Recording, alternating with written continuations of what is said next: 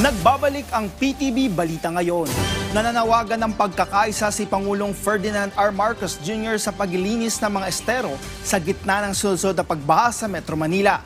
Kaugnay niyan, may ulat si Clazel Pardilla live. Clazel? Rod, umapela si Pangulong Ferdinand R. Marcos Jr. sa taong bayan na makiisa sa paglilinis ng mga estero matapos ang malawakang pagbaha sa NCR. Ayon sa Pangulo, kahit gaano kaganda ang flood control projects, balewala ito kung barado pa rin ang mga daluyan ng tubig.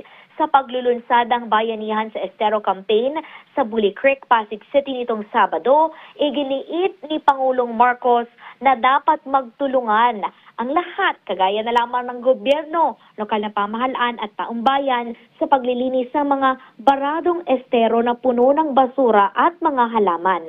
Ayon sa Malacanang, nagpapatuloy ang audit ng Department of Public Works and Highways sa mga flood control project. Kamakailan lamang binanata ni Pangulong Marcos sa kanyang ika-4 na State of the Nation address ang mga tiwaling nagsuswimming sa mga pondong nakulimbat umano mula sa mga proyektong dapat ay tutugon sa baha. Yan muna ang pinakahuling balita. Balik sa iyo, Ron. Maraming salamat, Clazel Pardilla.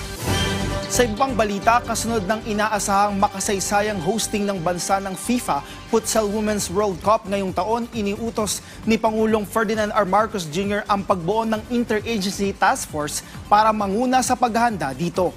Sa bisa ng Administrative Order No. 35, ang naturang IATF ang magsisilbing central coordinating body para sa lahat ng preparasyon at pagdadaos ng nasabing international sports event. Pangungunahan ito ng Philippine Sports Commission bilang chair na siyang makikipag-ugnayan sa lahat ng mga ahensya ng pamahalaan, LGUs at private stakeholders para masiguro ang maayos at matagumpay na pagdadaos nito. Ang DILG ang magsisilbing vice chair ng IATF habang miyembro naman dito ang DOT, DFA, DOF, DBM, DOH, DICT, DOTR, PCO, kasama na rin ang PNP, BI at MMDA. Isasagawa ang kompetisyon sa bansa sa darating na November 21 hanggang December 7 sa Pasig City at sa Victoria City sa Negros Occidental. Maglalaban-laban ang 16 na women's national team para sa kampyonato.